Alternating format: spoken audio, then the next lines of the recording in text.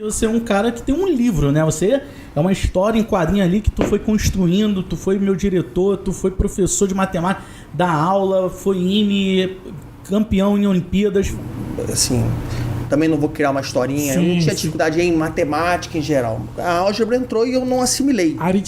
O que você percebe a nível de professor? A gente consegue melhorar o sistema de ensino nessa fase? As histórias de sucesso não começam onde você quer chegar. Começa onde você tá. Inclusive a gente saiu na Globo, não sei se tu ficou sabendo. Vi. Tu foi até homenageado lá A gente saiu na Rede Globo de televisão que a gente criou o Recicle.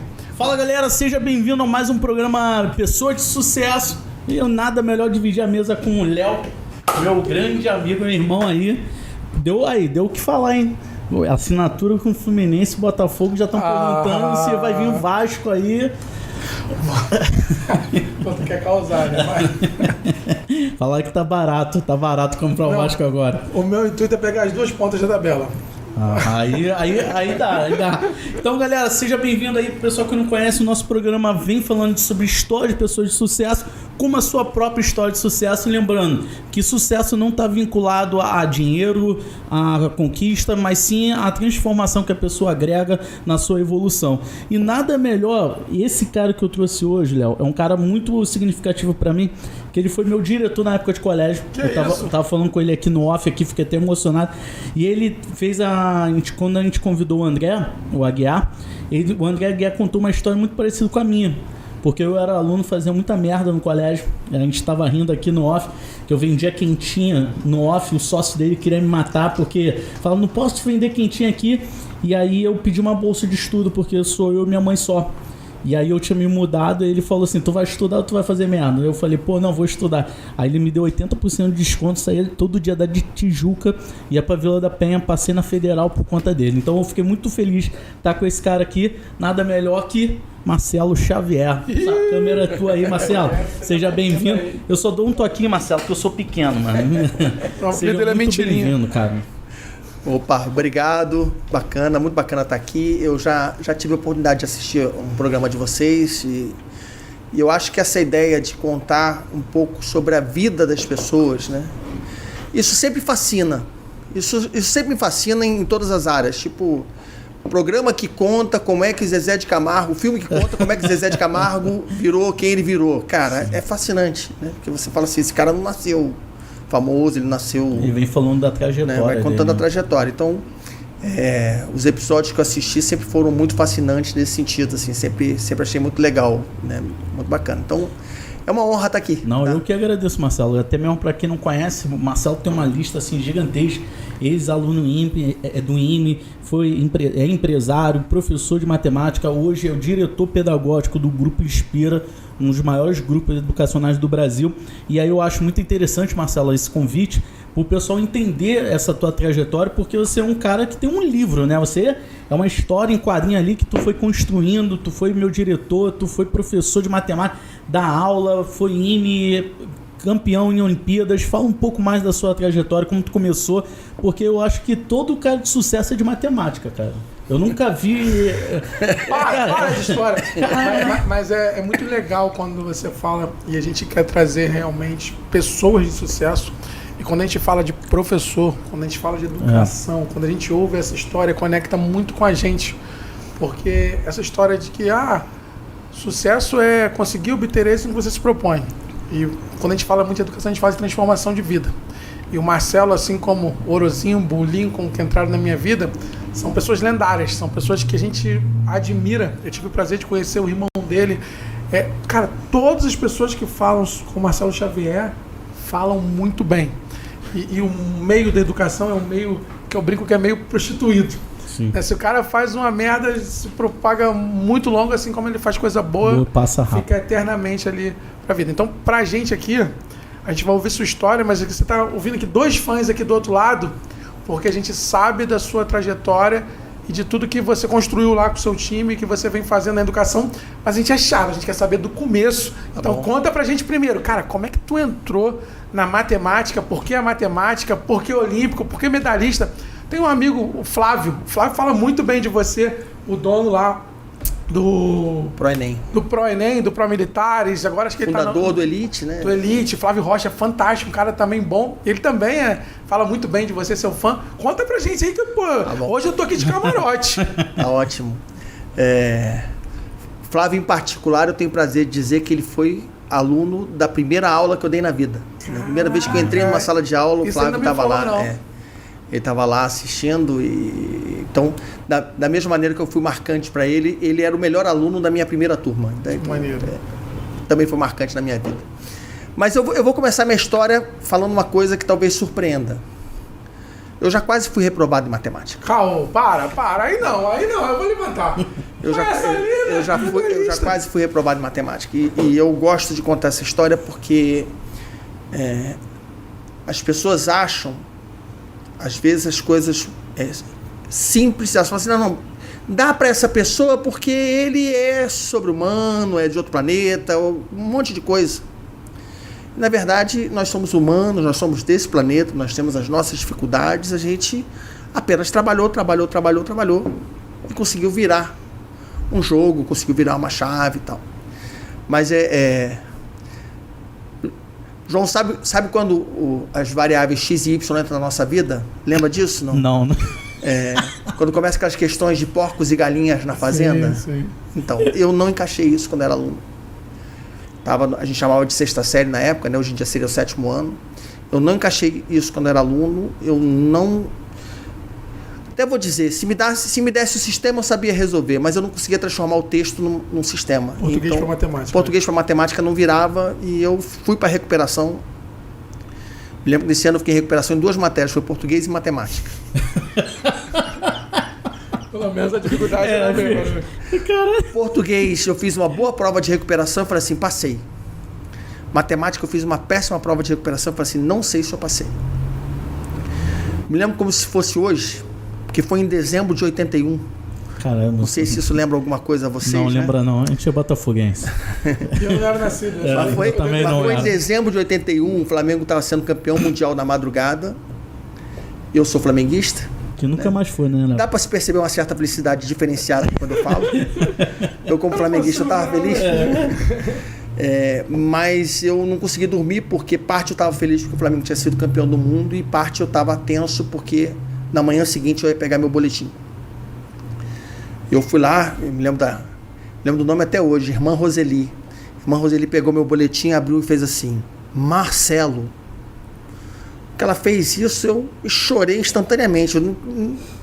Aí ela fechou o boletim de novo e falou assim, passou, mas não faz mais isso não. E me entregou aquele boletim. Eu hoje que já vivi do outro lado da escola, eu sei exatamente o que aconteceu. Provavelmente eu não passei. Provavelmente o conselho de classe me aprovou. O conselho de classe ali, vamos embora. E falou assim, irmã, você que vai dar o resultado, faz o garoto chorar. E ela conseguiu. Tomei um sujo danado e tal, mas não vou dizer nem que foi aí que mudou a minha vida não. Assim, eu ainda segui aí naquela, olhando a escola como se fosse, é obrigação, a gente faz aqui. Marcelo, um adendo, eu vou te cortar algumas vezes, mas você lembra como foi um momento marcante na sua vida, o Flamengo campeão, e esse momento, e é um problema que eu enfrento hoje em dia, nesse 6º ano, que eu falo que é uma das séries mais importantes que um aluno tem que ter na vida, é essa série, quando a gente começa números negativos ou quando a gente começa o algebrismo. O professor, você acha que foi uma dificuldade do Marcelo ou você consegue lembrar do ciclo de aprendizado daquela época? Mexeu? Você hoje como professor, olhando o tempo para trás assim, cara, talvez se eu tivesse um professor que conectasse, tinha sido diferente ou não? Não sei. Eu tenho uma boa imagem da minha professora que me dava aula esse ano. Eu literalmente caí na entrada da álgebra, assim, também não vou criar uma historinha, eu não tinha dificuldade em matemática em geral. A álgebra entrou e eu não assimilei. A aritmética safava. Safava, né? Não vou colocar na conta dela não, talvez na minha conta ali de ter... E trazendo para hoje, você como diretor de ensino, coordenador, você tem uma experiência vasta em colégios, passou. O que você acha do professor nesses anos iniciais aí de introdução de algebrismo? Vamos lá, né? É que tu citou o colégio de freira, então tem um ensino mais tradicional que parece que não mudou muito da tua época. Se tu pega um colégio tradicional hoje, é a mesma técnica, a mesma forma e parece acho que é a conexão mesmo, porque em alguns lugares a gente vê o professor sendo importante nesse papel. O professor é o protagonista de uma escola. Eu brinco aqui dentro do 01 que só existe empresa porque tem um professor brilhando. Eu costumo falar que o professor é artista e a gente aqui faz o backstage para ele brilhar. E aí, às vezes, tem alguns professores, principalmente nessas fases, que eles esquecem disso. E eu converso com muitos alunos e a maior dificuldade está 6º, 7º ano. E aí eu sei que a matemática, isso que você falou, não foi único exclusivamente com você e acontece todos os anos. O que você percebe a nível de professor? A gente consegue melhorar o sistema de ensino nessa fase? O que você visualiza como educador? Não propriamente com relação a essa minha situação. Sim. Assim, eu acho que o ensino ele tem um problema crônico. O ensino da matemática, em particular, falando um pouquinho de uma área que eu entendo um pouco mais. A gente não faz na escola regular matemática de verdade. A gente faz matemática de repetição. Sim, né? Desenvolve. E a gente acostuma os nossos alunos a fazerem matemática de repetição. Olha, tem aqui um tipo de problema, esse tipo de problema se resolve desta forma. A gente faz muito pouca matemática de criação. Né? A matemática de criação é a que apaixona. Onde desenvolve sinapse lá no cérebro. É a que apaixona. É a mesma coisa que você... O mesmo prazer que você tem fazendo um quebra-cabeça, fazendo um cubo mágico, resolvendo qualquer situação que você fala assim, cara, resolvendo um daqueles desafios daquelas revistinhas de palavras cruzadas, ou seja, o que te entusiasma é você falar assim, cara, eu estou construindo uma coisa aqui diferente. E a matemática faz pouco isso no ambiente escolar. E faz pouco isso porque tem medo de se arriscar. Porque cobrar a criatividade é difícil. Sim. Porque o aluno nem sempre consegue criar na velocidade que precisaria, e aí se você faz, por exemplo, uma prova muito criativa, a tendência do resultado dessa prova é ser muito ruim. E aí todo esquema de aprova, não aprova, reprova, não reprova... Já é problema mais do aluno, passa para o professor, né? Vira um problema do professor. Então o professor ele tem medo de arriscar, ser mais criativo ou tentar puxar mais criatividade dos alunos, porque ele sabe que é difícil fazer uma prova muito criativa sem que os alunos tenham um desempenho ruim.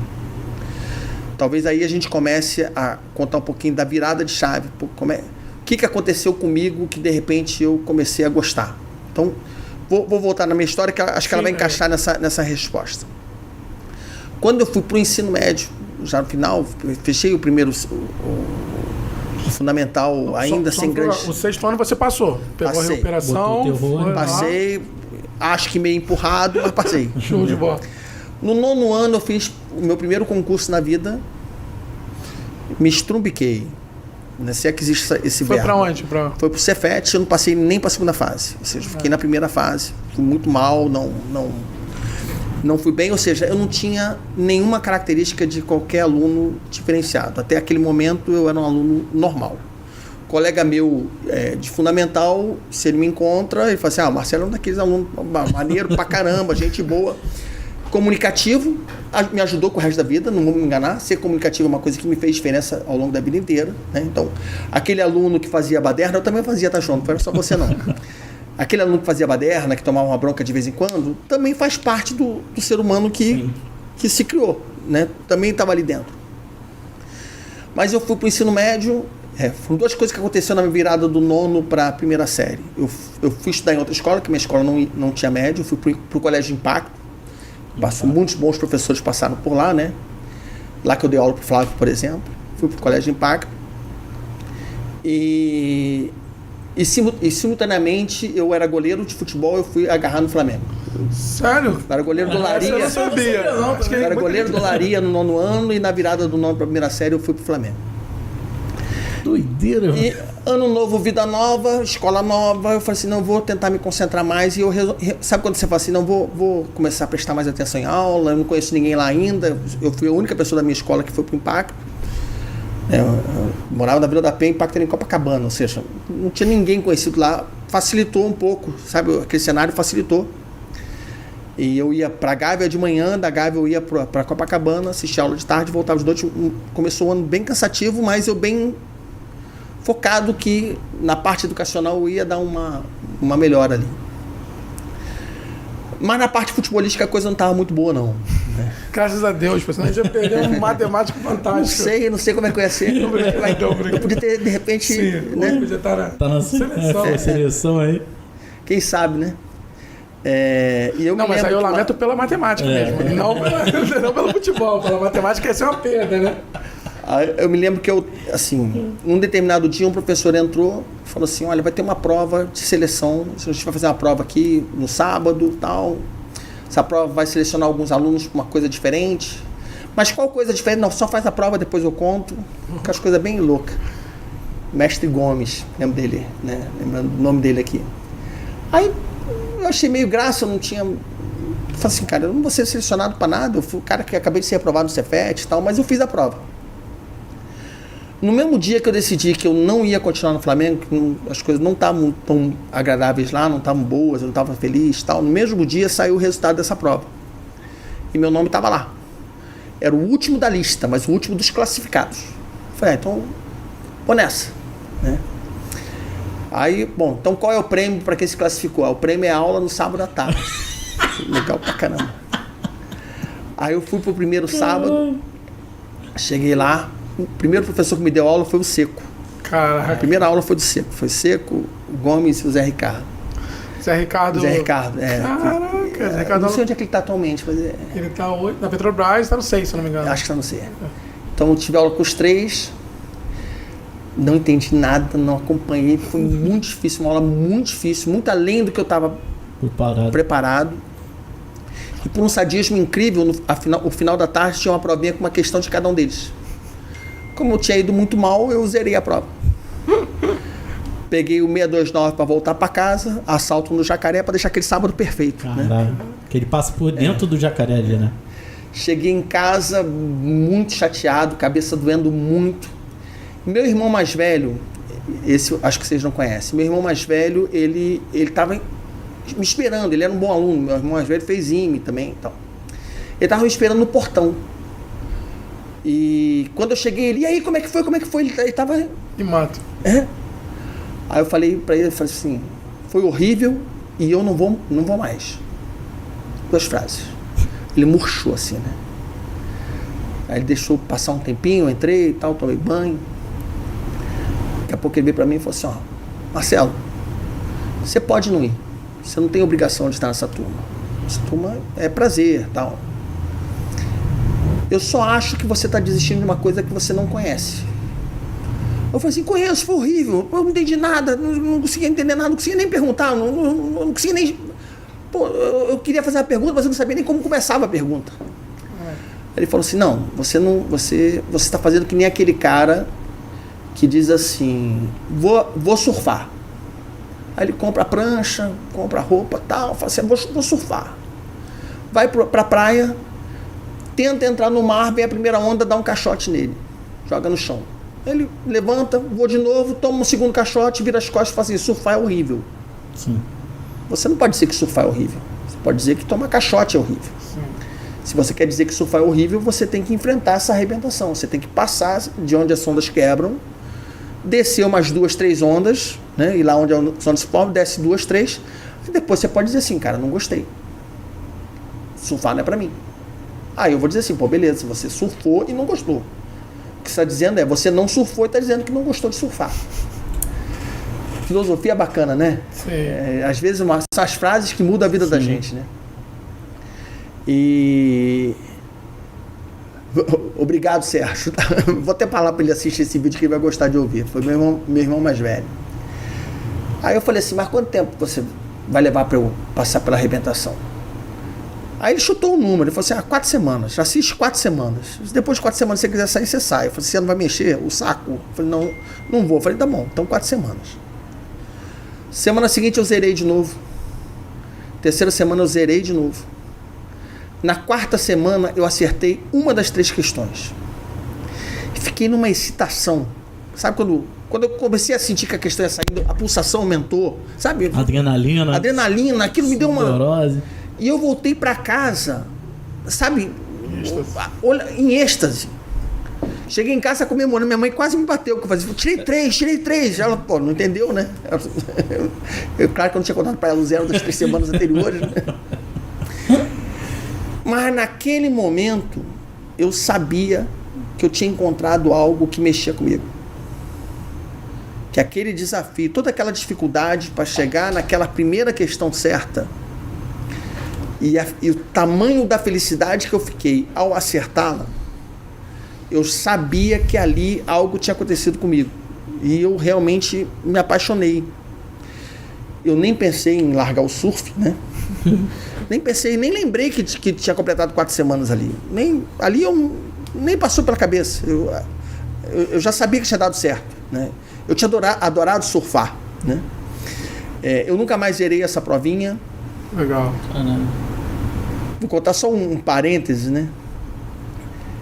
Que, assim, eu não entendia nada, mas tinha um cara na minha turma, tinha um paulista. Eu não entendia nada. Aí o professor explicava, eu falava assim, professor, fiz diferente. Eu olhava com ódio, né? Assim, como fiz? Aí ele explicava a solução, o professor falava assim, a sua foi muito melhor que a minha. Apagava e escrevia a do colega. Né? Lembra o nome dele? Esse colega é o Ralph da Costa Teixeira. É o único brasileiro duplo ouro na IMO. Ou seja, o cara A turma do Impacto era diferenciada, essa turma. Entendeu? Foi sinistro. Aí sim, eu comecei melhor, aí daqui a pouco eu acertei 2 das 3 questões, fui melhorando e tal. Ainda nesse primeiro ano do médio, eu fui 3º colocado numa Olimpíada Estadual de Matemática. Caraca, que maneiro. Ou seja, o crescimento aconteceu rápido, porque ele foi um crescimento muito, né? Muito. Foi um crescimento de alguém que estava apaixonado pelo que estava fazendo. Eu estava apaixonado pelo que estava fazendo. E isso fez toda a diferença, né? 1 ano depois, eu fui campeão da brasileira de matemática. Caraca. Em segundo lugar, quem ficou? O Ralph. Puta merda, caraca. Eu, durante muito tempo, eu me orgulhava de dizer assim... sabe de matemática, tá de história, não sabe o que é isso pra vida, o velho. Seco, o professor dele. O segundo colocado foi o Ralph, tu tem noção do que é isso? Ele não tem noção. Não, o Seco já tinha falado. Ninguém mandou escolher errado, escolher humanas, porra. Eu não fiquei melhor que o Ralph, não, mas eu posso dizer que eu ganhei dele em alguma coisa. Pelo menos uma vez, né? Vale pra vida. Uma vez, né? Aí disputei Olimpíada Ibero-Americana, disputei Mundial, fui bronze no Mundial, prata em 2 Ibero-Americanas. Fazendo ensino médio, né? E isso, assim, aquele mesmo garoto que um dia falou assim, cara, esse negócio de matemática saiu do meu controle, não tô sabendo. Foi nesse momento que tu optou largar o futebol ou tu continua fazendo? Não, eu larguei logo no início do médio. Foi no dia que eu peguei o resultado lá da prova para aula sábado, foi o dia que eu decidi que eu não ia continuar no futebol. Então foi rápido. Pô, isso é maneiro. Ô, Xavier. Engraçado que eu voltei para casa, eu voltei no ônibus e eu pensava assim, pega essa tua vontade competitiva, porque isso eu tinha. Depois, se vocês me permitirem, não sei quanto tempo eu tenho aqui. Vocês me permitirem, eu quero contar a história da minha mãe. Sim. Com essa coisa da competitividade. Uma frase dela que me fez também muita diferença. Naquele dia, eu voltando para casa, eu falei assim, pega essa sua vontade competitiva e joga nisso que está começando aí. Joga nessa aula do sábado, joga nesse projeto que você está desenvolvendo agora. Né? E não fui para a Seleção Brasileira de Futebol, mas fui para de matemática. Né? Assim, realmente uma coisa... E você usa isso nas suas aulas hoje? Eu conto essa história, eu gosto de contar. E uma pergunta, como é que a gente, a nível de ensino, aí vale a mentoria, o aprendizado que a gente quer aprender, como é que a gente desperta esse interesse dos nossos alunos nessa juventude atual? Porque é o que você falou, é muito mágico, eu lembro muito bem do videogame, a substância do cérebro do videogame quando a gente passava de fase. Eu lembro do Alex Kidd, que chegava naquela 8ª fase da motinha, que a gente caía e tinha que voltar que era difícil pra caralho. Até cair. Master System. Basicamente o que você está falando é que a matemática, quando ela desperta, e eu como matemática, cara, é isso, uau, quando a gente começa a entender que aquela porra é um desafio gigante, a gente começa a vencer, como é que a gente consegue fazer com um jovem de hoje para despertar esse interesse? Porque hoje você também é um treinador de medalhistas, né? Sim. Cara, engraçado que você usou um exemplo muito apropriado, né? Você falou do Alex Kidd. Sim, cabeçudo. Primeiro um comentário, né? Eu acho que a gente está fazendo os jovens piores pelo fato de que hoje o cara não volta pro início quando ele morre. Putz, muito, né? Caraca, uau, você tem que ser um forte. O videogame, ele tinha essa característica, né? Você podia estar A 1 minuto de fechar ele, se você morria, você voltava pro início. Cara, falou tudo. Isso te obrigava a buscar a perfeição. Você fala assim, não, tem que ser perfeito, eu não posso errar, eu tenho que estar... Resiliência total, né? Volta do começo. Pô, pra chegar na 8ª fase, passa por tudo. Aí depois começou a ter os momentos em que você salva, né? Ou seja, você morre, você volta pra cá. Então você não morreu, porra. Caraca, uau, essa aí é forte, genial. Acho que tá estragando a população. Tá estragando a população. Acho que vou defender a tese de que os videogames têm que voltar pro início de novo. Hashtag volta ao início. Podia ter, dá 3 vidas. Você tem 3 vidas, mas se perder a 3ª vida, volta pro começo. 3 continue, tá bom, tá ótimo. Mas, assim, o prazer de ter acertado aquela questão que eu citei foi o prazer de quando a gente derrota aquele chefão que a gente tentou derrotar 300 vezes no videogame. Ou seja, a matemática olímpica me trouxe um prazer que só a diversão me trazia. Então, eu sou super favorável de que os alunos precisam e merecem ser desafiados. Não necessariamente é a matemática que vai apaixoná-los. Sim. Né? Mas na minha época só tinha Olimpíada de Matemática, hoje já tem Olimpíada de tudo. De tudo. Né? Então o cara vai encontrar a paixão dele se ele for exposto a isso. Então eu acho que as escolas devem expor os alunos a isso. Elas devem dar a oportunidade que eles se conheçam. Né? Eu não saberia, eu poderia ter morrido sem saber que eu tinha qualquer facilidade ou habilidade ou qualquer coisa em matemática se eu não tivesse sido disposto a essa possibilidade. Né? Caraca, é incrível, né? Eu ouço assim e, cara, eu tava conversando, a gente teve um aprovado de medicina essa semana que saiu pra UF e ele estudava na estadual e ele chegou aqui no 1º ano e ele falou assim, cara, eu não sabia que eu podia ser um bom aluno. Eu não tinha noção. E despertar esses talentos, teoricamente, é transformar a vida das pessoas. E a importância, quando você fala, que vem aqui na minha mente, cara, a importância que tem a educação no mundo, a transformação de vida, esse conhecimento de oportunidade. E provavelmente, ouvindo você falar, vem vários links mentais de várias pessoas de sucesso também, que tiveram contato contigo e falou, porra, esse cara foi um pai, foi um anjo na minha vida, como o Aguiar, como, porra, centenas de pessoas que passaram, que tem lembrança assim, cara, o Xavier, esses dias eu estava conversando com a galera do M3, a galera tem referência boa, o Flávio tem referência, cara, pô, o Xavier me deu vontade de seguir na Olimpíada. Isso tem muito a ver com isso que passou na sua vida, né? Isso faz a gente eterno, né? Eterno. Isso faz a gente eterno. Eu tenho muita honra disso, assim, cara. A história do Aguiar, eu ter passado pela história dele, a história do Flávio Rocha, do Luciano Castro, do Humbertinho do Sei, do... Muita gente boa, né? Jojo, o apelido dele, eu que criei. Você que colocou? Eu que chamei ele pela primeira vez de Jojo. De matemática, né? Então são histórias assim que tornam a gente eterna, assim. Eu sou muito feliz por isso, assim. Xavier, e a importância da sua família, da sua mãe, dentro desse processo, desse aprendizado, desse crescimento de vida? Bom, primeiro eu nasci num berço de ouro, mas não de ouro dinheiro. De grana. Berço de ouro, de ter uma família que é curiosa por natureza, ter uma família que é interessada por natureza. Nós somos 6 filhos. 6 filhos? Quantos homens, quantas mulheres? 5 homens e uma mulher. A mulher, você é o quê? Não, eu sou o 5º homem e a minha irmã é mais nova do que eu. Ela. Seu pai, minha irmã, na verdade, ela é adotiva, né? A minha mãe e meu pai tiveram 5 filhos homens. Tentaram menina, não deu. Vocês tudo. Então nós somos 6. Todos são da área de educação? Cara, de certa maneira, sim. Tem um que é médico, mas ele teve que estudar. Durante muita parte da vida dele como médico, ele esteve na área acadêmica de medicina. Legal. Então todos têm uma veia. Mas essa veia surgiu de onde? Que você tem minha mãe era professora. E esse berço de ouro está relacionado a isso? Isso que eu chamo de berço de ouro. E meu pai é um curioso, um estudioso. Meu pai ensinou uma coisa para mim que eu tento muito passar para meus filhos, assim. Que você não precisa de um motivo para aprender. Meu pai falava assim, vou aprender grego. Caraca. Aí ele começava a estudar sozinho. Agora eu vou aprender a tocar flauta. Ele começou a estudar sozinho. Não. Agora eu vou aprender latim. Mas tu vê que o DNA ali já é meio... Já tá ali. Então, assim, eu cresci falando assim, cara, não tem que ter um motivo para você estar fazendo alguma coisa. Aprender não tem que ter uma razão para. Às vezes, você pode aprender apenas pela curiosidade de aprender. Isso, para mim, sempre foi muito marcante. Né? A ponto que eu peguei meu filho mais novo há um tempo atrás e falei assim, nós vamos começar a estudar alemão. Pegamos o Duolingo, entrou ele, e a gente começou a estudar alemão junto. Né? E por que alemão e não inglês? Porque alemão não tinha um objetivo. Maneiro. Eu queria mostrar para ele que a gente pode aprender só para se divertir. Né? Queria passar esse conceito que eu vi do meu pai. Né?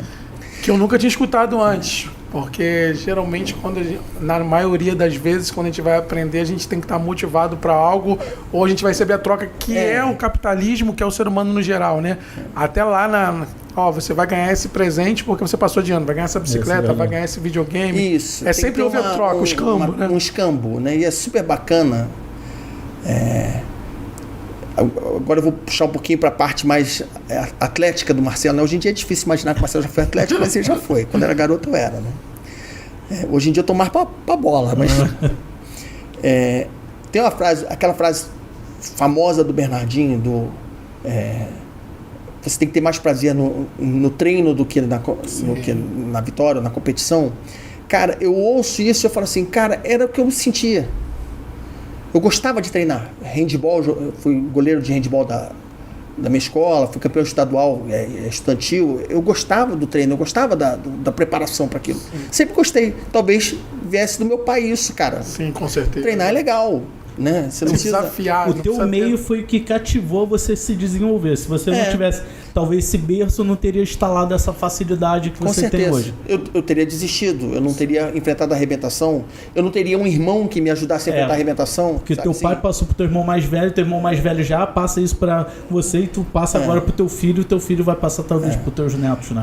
Agora eu vou contar a história da dona Zoraide, minha mãe, que também tem a ver com essa parte competitiva e de resiliência. Foi a maior lição de resiliência que eu já vi alguém... A sua mãe era professora de...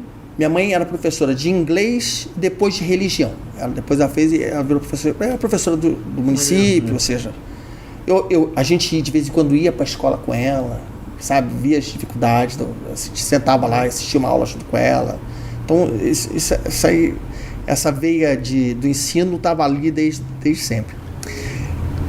Mas eu me lembro assim, quando eu estava no 6º ano, na época eu chamava de 5ª série, eu pela primeira vez ia disputar um torneio interclasse de handball. Então a gente fez a seleção ali da turma e eu estava na seleção e a gente passou 2 meses treinando que nem um louco. Treinava na rua, e eu era goleiro, eu me atirava no asfalto, todo dia chegava todo ralado, mas eu gostava, e a gente foi melhorando, chegou uma hora que a gente falou assim, cara, nós estamos bem, né? E aquela coisa de dormir já com a roupa, né? Dormir de tênis, já tá pronto, porque eu não podia, aquela ansiedade, acordar 4 horas da manhã. Já arrumado, né? Já arrumado. Fui pro torneio interclasse, cheguei lá, torneio interclasse de escola, normalmente é aquela maldade, né? Perdeu, tá fora, né? Isso. E eu era da 5ª série A, peguei logo a 6ª série C. Ou seja, com a letra dizendo a idade dos alunos. Ou seja, pegamos a 6ª série dos caras já... mais velhos ali. Eles engoliram a gente. Assim, a gente não deu pra brincar. E eu fui pra casa, eu chorava. Minha mãe batia na porta e falava assim, você quer conversar? Eu falei assim, não. Aí ela... fechava a porta, do jeito que ela abria, ela fechava a porta. Passava um tempinho, você vai almoçar? Não! Beleza, fechava a porta. Você vai jantar? Não! Aí quando já não tinha mais lágrima, ela, e agora, você quer conversar? Eu falei assim, tá, entra aí. Aí minha mãe chegou e falou assim, percebi que o torneio não foi como você queria que fosse. Não, o juiz roubou. Teve um gol de dentro da área, no handball não pode gol de dentro da área. Aí minha mãe falou assim, e quanto é que foi o jogo? 17-4. Cara, Esse gol ia fazer diferença, meu filho. Então, não foi o juiz, né, filho? Eu falei assim, não foi o juiz, não. A gente não deu pra enfrentar. Eles eram muito melhores e tal. Aí ela falou assim, existe um jeito de você nunca mais sentir a dor que você sentiu hoje. Um jeito simples. Você estala o dedo e essa dor você não sente mais. Aí eu, qual? Ela falou assim, nunca mais entra numa competição. Você nunca mais vai perder. Eu olhei estranhando, ela falou assim, em compensação, Nunca mais vai ganhar.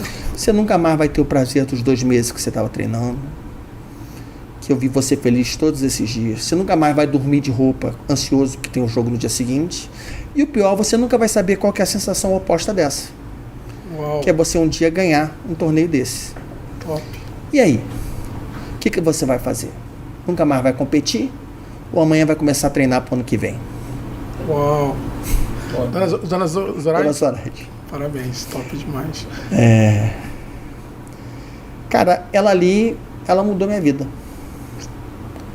Uma frase que muda a vida, que você fala assim, cara, realmente, perder faz parte, dói e... Ela não falou para não doer, ela não falou que eu estava errado de sentir dor. Sim. Em nenhum momento ela disse isso, ela só disse assim, cara, É a vida. a sua vida você precisa enfrentar isso se você quiser saber o outro prazer, né? No ano seguinte eu ganhei esse torneio, eu fui para a seleção da escola de handebol, Uau. eu ganhei o estudantil de handebol, ou seja, Top. um monte de coisa a partir daquela lição de resiliência, né? Condição de resiliência, cara. Top demais. A resiliência não é não sofrer. você teve essa virada, participou de vários campeonatos, chegou no teu 3º ano, né? Você é ex-aluno do IME. Da onde veio essa ideia para ser do IME? Foi influência do teu irmão ou não? Cara, de certa maneira foi Porque você sim. gosta de ser desafiado. E o IME, para quem não Você conhece, fez qual é um curso estado. no IME? Fiz engenharia mecânica. Ah, Eu fui o 3º da família, fomos 3 irmãos no IME, né? caraca. Foi o Sérgio, que acho que vocês não conhecem, Não o Zé conheço. Francisco, que Zé. você conhece, e eu, nós fomos 3. Chegamos a estar os 3 simultaneamente no IME, né? Top. Que ano, mais ou menos? Eu me formei em 91. É da época do Brandão ou... Não, Brandão foi mais professor, antigo. Brandão era mais Mais antigo. antigo. Eu me formei em 91, o Zé em 89 e o Sérgio acho que em 88. Top demais. É maneiro, né? Família. Então eu entrei em 87, o Sérgio ainda estava lá dentro. Ficou mais um ano, depois saiu. Deve ter sido uma alegria da Agora- caramba do teu irmão, né? Vou perguntar algumas coisas levando para outro lado. O Xavier é empreendedor, porque você, o seu irmão, vocês construíram uma marca de educação. E eu falo sempre que a gente gosta, e se for tranquilo você falar sobre isso, eu queria conhecer mais um pouco da história do Futuro VIP, aquela onda que deu super certo, que vocês construíram, ficou gigante, e a sua saída, se você se sente confortável em falar, Não, sim. o que aconteceu, porque eu sei desde sempre que você é o pedagógico que toda escola quer ter, né? Eu sempre ouvi essa fama sua. Mas e o grupo? O que aconteceu? Conta um pouco pra gente dessa história. A gente que fala muito de educação, é muito legal ouvir essa história. Conto, acho que vai ser legal ouvir, acho que vai ajudar. Você sabe que eu como professor, eu gosto de dizer assim, aliás, uma dica que eu vou dar para professores em geral, não tenham medo de apresentar para os alunos alguns dos seus erros. Muito maneiro. Porque o aluno aprende muito quando ele vê o que você faz quando você trilha um caminho errado numa solução, né? Então assim, não está saindo por aqui, vamos pensar em outra ideia, vamos para cá, vamos para lá, assim, que tal. Porque nós professores nós temos muita mania de só apresentar as soluções prontas, né? Fato. Então contar um pouco das coisas boas que a gente fez e contar um pouco dos erros ajuda as pessoas também a trilharem bons caminhos. Nós montamos o Futuro VIP, foi em 95, foi o primeiro ano de atuação dele, né? Você tinha acabado, você saiu do IME em 91. Saí do IME em 91, fui trabalhar com engenharia, fui para Petróleo Ipiranga, trabalhei 3 anos e meio na Petróleo Ipiranga. O meu irmão, o Zé Francisco, ele conseguiu uma franquia do GPI, do colégio do GPI, que era uma marca forte, né? Então ele montou o GPI em Caxias. Eu não fui exatamente um fundador, porque eu não entrei, eu comecei a dar aula no primeiro ano deles, mas eu virei sócio no final do primeiro ano deles. Maneiro. Né? No final do primeiro ano deles eu larguei a Ipiranga para ser sócio. Mas quem montou essa franquia foi seu irmão? Meu irmão Cavalieri, o Marcos, já falecido, o Cavalieri também já faleceu, Marcos e o Loyola, de física, não sei se foi Newton Loyola, na verdade eu entrei comprando a parte dele. Caraca. Entrei no lugar dele. E foi uma história muito bonita. Nós construímos uma escola muito legal. Talvez a maior de Caxias, não? Foi a maior de Caxias, foi logo foi na a maior. entrada ali, para quem não conhece. Tinha os melhores resultados, assim. Aí a gente depois evoluiu para Vila da Penha, montamos um colégio. A nossa chegada na Vila da Penha foi uma história de sucesso muito intensa, porque a gente inaugurou sem espaço. Verdade, em obra. Eu fui o aluno desse terceiro ano. Você entrou no Vipão, não é isso? Vipão. Então, no ano anterior, a gente começou com o Vipinho. E nós tivemos um problema crônico de espaço. A gente tinha um prédio com 9 salas que a gente lotou totalmente no início da matrícula. E qual foi a receita desse sucesso? Por que era tão bom? Cara, porque a gente realmente... A gente gostava muito do que fazia. Éramos muito apaixonados pelo que a gente fazia e não queria fazer mais ou menos, queria fazer com muita qualidade, né? Um pouco antes de a gente começar aqui, eu estava conversando com o João estava listando os professores, assim, a gente, a equipe de professores era sensacional e muito pela nossa empatia. Amizade, né? Tem muito professor, cara, Morgado deu aula na minha escola. Caraca, que maneiro. Morgado deu aula na minha escola, o Luciano Castro deu aula na minha escola, o Mazei, Álvaro Matos, um monte de gente muita gente que é fora de série, que ia dar aula porque gostava da gente, porque gostava do nosso jeito e tal. E a escola foi crescendo, a gente expandiu, depois abriu uma unidade no Recreio, abriu uma unidade na Taquara. Talvez nesse expansionismo a gente tenha sido pouco cauteloso. Por quê? Porque como administradores nós éramos bons professores. Entendi. Que é um erro comum de muitas escolas. É o grande problema, né? O cara às vezes é muito professor e a gestão administrativa acaba passando batido. A gente não tomava decisões difíceis que um bom... eu hoje sou outra pessoa. Imagina. 1 ano e meio de Inspira, eu sou outra pessoa. Inspira é uma aula constante de como você deve ser um bom gestor. Então eu hoje tenho tanta vontade de fazer de volta, né? Entrar naquele DeLorean e voltar lá e fazer tudo de novo. Sabendo o que eu sei hoje, seria bem diferente, porque assim, não existe uma boa escola se você não tem uma boa gestão. Existe a boa escola, ela só não dura. Ela vai ter problemas. E a gente começou a enfrentar alguns problemas. Mas assim, fomos levando, depois entraram outros sócios, né? Chegou um momento que eu comecei a ter dificuldade de me enxergar ali, né? Mas o DNA modificou também, né? Sim. Até para entender. Você acha que, tipo assim, a história de sucesso de vocês ela é muito empolgante, né? Quem viu o futuro no auge era absurdo, tanto em resultado, aprovação, atração de gente. Esse expansionismo que você fala e falta de cautela, você fala a nível de documental, a nível de pessoas, não ser as pessoas certas no lugar certo, ou foi um conjunto? Gestão mesmo, gestão de dizer assim, olha... Vocês estavam crescendo a nível de modelo de franquia ou própria aquisição? Nós crescemos com algumas unidades próprias e abrimos algumas franquias. Vocês chegaram a ter material didático, não foi? Chegamos a ter material didático. Escreveram do zero. Que foi uma boa. Que foi bom, né? Não foi uma história de erro, não. Nosso material didático vendia bem, né? Nós começamos a ter algumas franquias. O Força Máxima atual foi uma franquia do Futuro VIP na sua origem, Baixada Fluminense. Na Baixada Fluminense. A gente só não soube fazer isso com o cuidado certo. Talvez estivesse mais pensando no pedagógico na sala de aula do que a gestão das coisas. Talvez, foi mais emocional, né? Talvez o maior erro do professor, mais professor do que gestor, é que o professor sempre diz sim. Enquanto que o gestor precisa de vez em quando dizer não. Nem toda boa ideia é possível. Sim. Algumas boas ideias às vezes precisam esperar um momento de ser possível. Vocês sempre pensaram nessa ideia de grandeza. Eu não sei se vocês pensavam, mas passavam muito isso. Porque quando você olhava ali, entrava em Caxias, você tinha um prédio gigante, tinha campo de futebol, vocês tinham parceria com a FM O Dia, todo mundo que era de Caxias falava assim, caralho, vai ter show do Thiaguinho, vai ter show do Belo, vai ter não sei o quê. Quando foi pra Vila da Penha, foi um prédio gigantesco, fizeram até parceria com faculdade. Quando eu entrei nesse primeiro ano do Vipão, eu fui aluno, eu vi que estava em obra e não tinha mais vaga. Eu entrei em lista de espera de tanta gente. E aí quando você vê espaço grande, salas grandes, professores altamente qualificados, como a gente estava falando em off, hoje alguns deles são donos de rede, como é o próprio Jojo, o Pierre, foram da tua equipe hoje no Força Máxima.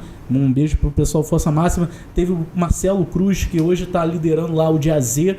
E aí quando você vê, você teve material didático, foi o maior material didático dali da região sudeste, estava em expansão para o Brasil. Essa ideia de grandeza sempre teve dentro da tua filosofia, da tua família, ou essa grandeza também acabou atrapalhando um pouco de ver esses mínimos detalhes que acabou atrapalhando o decorrer do projeto?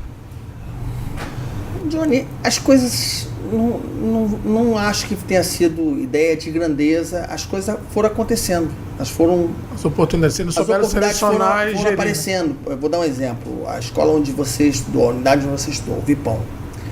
Vipão foi um achado.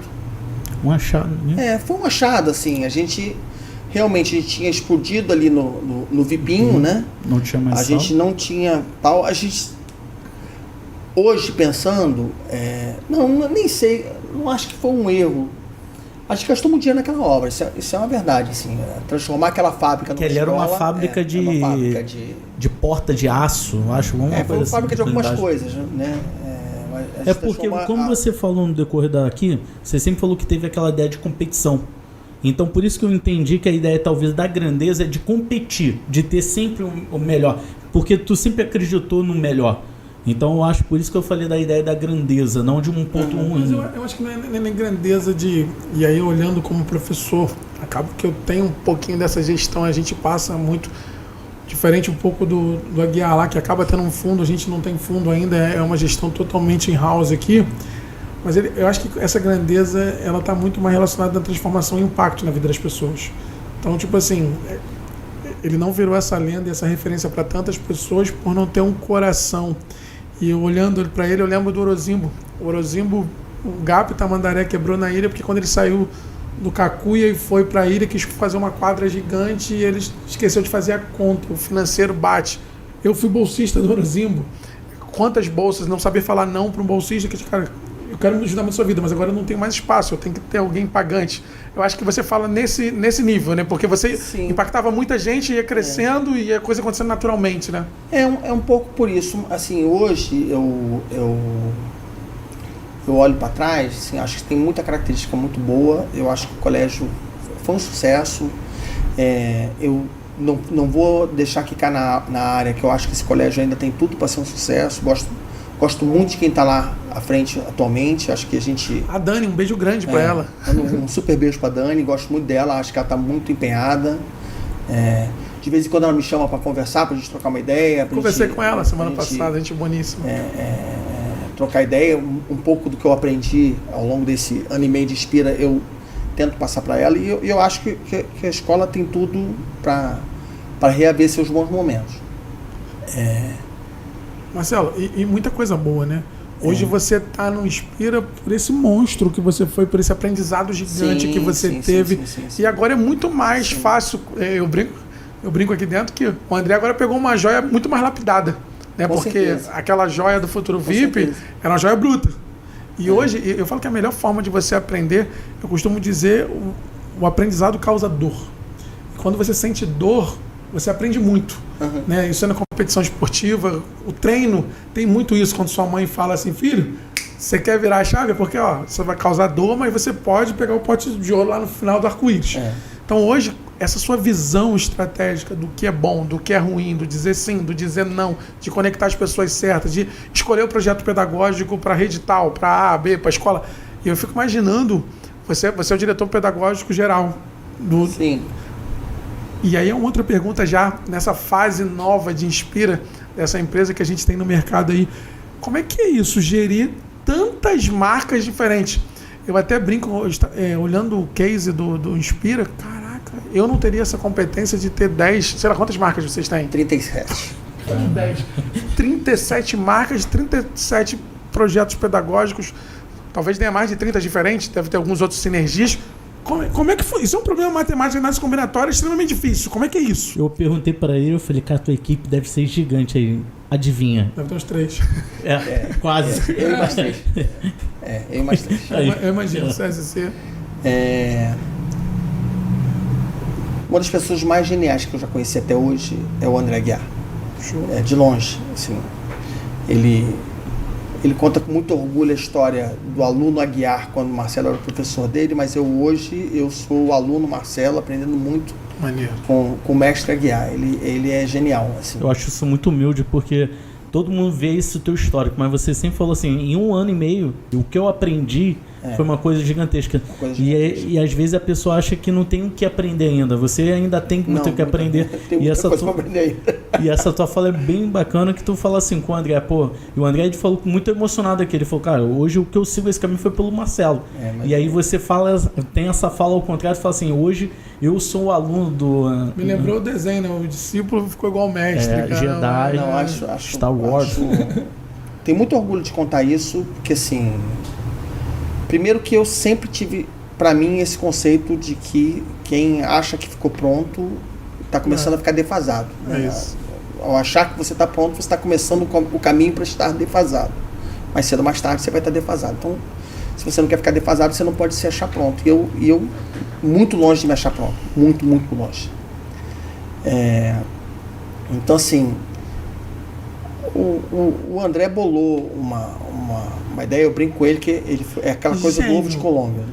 Ovo de Colômbia. Então, assim, cara, se eu quiser centralizar o pedagógico para as escolas, se eu quiser fazer um pedagógico único para as escolas, primeiro, eu não consigo adquirir escola boa. Porque se a escola for muito boa, o público da escola vai ficar muito assustado de uma marca vir e falar assim, olha, agora vai ser o que o pessoal lá do Rio de Janeiro quer. Nós temos algumas escolas rigorosamente sensacionais. Vou dar um exemplo. Colégio Anchieta de Salvador é uma referência na Bahia, é uma referência nacional. Né? Colégio Anchieta precisa ser Colégio Anchieta, ele não precisa mudar. Ele é um colégio bom. Né? A gente, ao chegar lá, a gente não tem que transformar aquela escola em outra escola, porque o público daquela escola se cativou por aquele projeto. Né? Então, a Inspira, ela se orgulha de dizer assim, olha, eu chegando no Anchieta, ou no 7 de setembro, ou na Canadense de Brasília, seja lá onde for, eu vou continuar sendo a escola que eu sempre fui. Aquela escola não vai perder a sua identidade. Significa dizer que o pedagógico da Inspira não vai estar dizendo como é que é a prova da escola, como é que é o material que ela usa, como é que é se é bimestral, se é trimestral. A gente não quer nem saber isso. A gente tem orgulho de dizer que não precisa saber disso. A gente vai motivar a escola a ter boas práticas, a gente vai motivar a escola a olhar os seus resultados, a participar de Olimpíadas, a se incentivar, dar essa oportunidade aos alunos de descobrirem seus talentos. Vocês fazem elos e verifica, tipo isso. Assim, uma amostragem na onde funciona e que talvez tenha sinergia em outra e trocar essas práticas. E assim, quando você tem uma diversidade muito grande de soluções pedagógicas, sim, você se permite, inclusive, se contaminar com boas ideias. Sim. Né? Então, você tem, às vezes, uma escola no Maranhão tendo uma ideia super bacana, que uma escola no Rio Grande do Sul vai dizer assim, cara, eu gostei disso aí. Dá para aproveitar que encaixa no meu projeto. Né? E não precisa nem de intermediário para isso, a gente só provoca que as escolas contem as suas boas ideias. E quando elas vão contando as suas boas ideias, as outras escolas vão dizer assim, poxa, isso aqui dá para aproveitar, isso aqui não conversa muito com o meu projeto pedagógico, mas aquilo ali conversa. Então funciona super bem assim. Mas, então, nessas regiões eu até concordo, até por conta da localização. Agora, quando está no mesmo local com marcas diferentes... Uma delícia. Tu acha... Porque, tipo assim, nós temos. Mas então, nós temos. Também é porque o ticket A acaba sendo um pouco mais fácil de trabalhar. Observa o seguinte, o bonito do que a Inspira faz é justamente permitir que a Inspira pode ter mais do que uma marca no mesmo local. E tem, não, então, mas eu falo sempre isso o seguinte. Acontece, vou dar um exemplo só para você entender. No Rio Grande do Norte nós temos 2 escolas grandes, qualificadas, que o público gosta, que são a rede Over, que que é uma escola com uma cara muito de rede de aprovação, né? Do Careca, do Carlos André. Carlos André, gente boa, conheço. E temos o Contemporâneo. O linha da frente lá é a Mariane. Essas duas escolas são duas escolas que atendem a públicos diferentes, e não é por causa de preço, não. É por causa de linha pedagógica. O Over é mais uma linha de aprovação, o Contemporâneo é uma escola mais pro lado humanista, uma escola muito voltada para a área esportiva. São escolas que o público que procura uma não procura outra. Sim. E vice-versa, porque, vamos entender assim, escola é uma coisa temática. Sim. A pergunta, qual é a melhor escola de uma região, ela não faz o menor sentido. Zero. Ela só faz sentido se você completar a frase. Qual é a melhor escola dessa região para aquilo que esta determinada família deseja? É isso. Né? Para uma determinada família, é o Contemporâneo, ela vai matricular lá. Para outra família, é o Over, ela vai matricular lá. Eu falo a nível de, pensando no ticket C&D, que é a margem, eu não sei se o Futuro VIP chegava a ser C&D, mas a margem nossa é muito pequena. A gente que trabalha com escola, ainda mais sendo prestação de serviço, quando tu vai para lucro real e INSS patronal, posto consumindo até a alma, você fazer educação no C&D é muito mais difícil. Sim. Quando você chega no nível A, quando você fala dessas marcas, o Anchieta, quando a gente fala de colégios que é um ticket A com a margem maior, você manter os pedagógicos até onde teria essa sinergia, porque acaba que uma escola de rede, ela tem que aproveitar as sinergias. E se tu não tem muita margem, como é que você... Eu fico imaginando, eu, por exemplo, sem fundo, sem ninguém por trás, seria muito complexo. Hoje a gente tem duas marcas. A gente tem o Martinzinho, que é, por exemplo, Vila e Meyer, e a gente vai abrir uma unidade agora nova, e a gente tem o 01. Eu fico imaginando, cara, se eu tenho mais 2 marcas, 3 marcas, lógico que fora do Rio é impensável agora, porque... E aí é uma sabedoria que a gente vem aprendendo. E, cara, tem que saber de gestão, tem que entender gestão. Não adianta você querer dar o passo mal que a perna. Claro. É ter autoconhecimento, conhecimento de caixa, né? Eu costumo falar, pessoas certas, mas processos, e a gente está nessa... Processo inteligente vai ter resultados extraordinários. Mas não é simples, é uma conta... Vamos combinar que a Inspira, para que esse projeto dê certo, ela também escolhe a dedo as escolas que ela está sim. Sim. Escolhe a dedo, assim, se eu quero manter a independência pedagógica de uma escola, eu tenho que adquirir escolas que já têm um pedagógico bom. É isso. Né?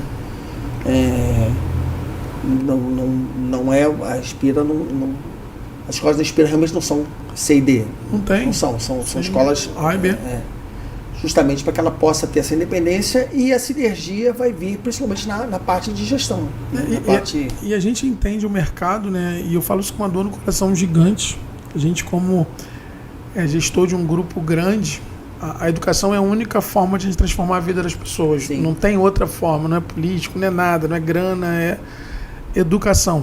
E toda vez que a gente vai conversar com um dono de escola que está desfazendo de um projeto, coisa e tal, a gente visualiza que a cada vez mais acaba não tendo sucessão. O cara montou a escola, ele tem um projeto genial, o pedagógico dele é maravilhoso, mas o filho dele se tornou médico, se tornou empreendedor e não tem ninguém para tocar. E a gente vai visualizando que acaba sendo a tendência, está muito pequena ainda. Quando a gente fala aí, não tem nem 3%, 4% das escolas consolidadas como grupo de educação. Às vezes as pessoas me perguntam, Chucrute, as escolas vão ser todas consolidadas? Uma mentira do mundo, porque você falou que escola tem muito a ver com personalidade, com temática, o jeito que conecta as pessoas, mas eu costumo dizer o seguinte, fazer educação, principalmente no Brasil, e a minha experiência é Rio de Janeiro, quando você tem um impacto de transformar a vida de gente, é muito difícil. Eu acho que a genialidade do André vem antes até de comprar, porque a gente visualiza um mercado hoje com muitas oportunidades, muita gente querendo sair. Eu fico imaginando, eu não sei, nunca tive esse papo com ninguém, mas eu fico imaginando quantas, você fala, André, escolhe a dedo, quantas oportunidades um Inspira tem, o Gauí lá, quantos deals ele olha assim, irmão, dá para escolher a dedo. Mas aí eu brinco que a inteligência do André, além de ser esse cara genial, vem de antecedência. Ele pegar um projeto, botar no papel, trazer a galera para investir, e no mercado, que às vezes eu brinco, toda vez que eu vou em São Paulo, no mercado financeiro, eu falo, putz, eu comecei errado, eu tinha que começar pelo mercado financeiro e depois ir pela educação. Lógico, é uma brincadeira que eu acho que comecei super certo. pela educação, pela transformação de vida. A educação transformou minha vida desde quando eu era fudido lá em Nova Iguaçu, que eu morava na kitnet em Belfor Roxo e vendia quentinha, a vida mudou, que a gente entende de escola e eu fico, caraca, só que eu não tive esse know-how. Eu aprendo muito com o André, eu aprendo muito com o Bruno, que são caras geniais, que foram, além de entender do pedagógico, mas foram entender de grana na veia e talvez... E aí eu não sei se isso tem a ver, mas com o futuro, com alguns outros grupos que tinham professores de frente, a gente nunca parou para olhar o mercado financeiro, olhar grana na veia, como é que a gente traz...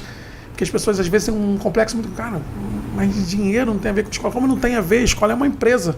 E dinheiro é importante para todas as decisões, para trazer um projeto pedagógico melhor, para remunerar melhor as pessoas, para conectar e transformar mais vidas de pessoas. Como é que você enxerga isso? Cara, assim... Eu acho que é exatamente por aí, né? Eu acho que a gente não está num negócio qualquer, a gente está num negócio que transforma vidas, a gente não pode esquecer disso nunca. Sim. Né? Mas assim, a gente também não pode esquecer que você não salva e transforma vidas se você não está bem organizado. Não tem como. Aquela instrução dos aviões, né? Olha, se você tiver uma emergência, primeiro puxa a sua máscara, coloca a sua máscara, para depois você colocar a máscara no seu filho.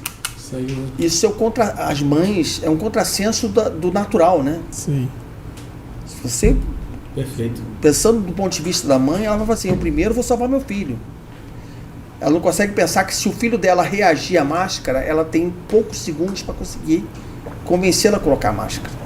Se ela não tiver com a máscara dela. Então, para salvar o filho dela, primeiro tem que ter o oxigênio nutrindo ela. Né? Então, escolas é um pouco disso. A gente vai transformar as vidas, a gente vai construir, a gente vai fazer bons projetos, mas a gente precisa estar com a nossa máscara de oxigênio no nosso rosto.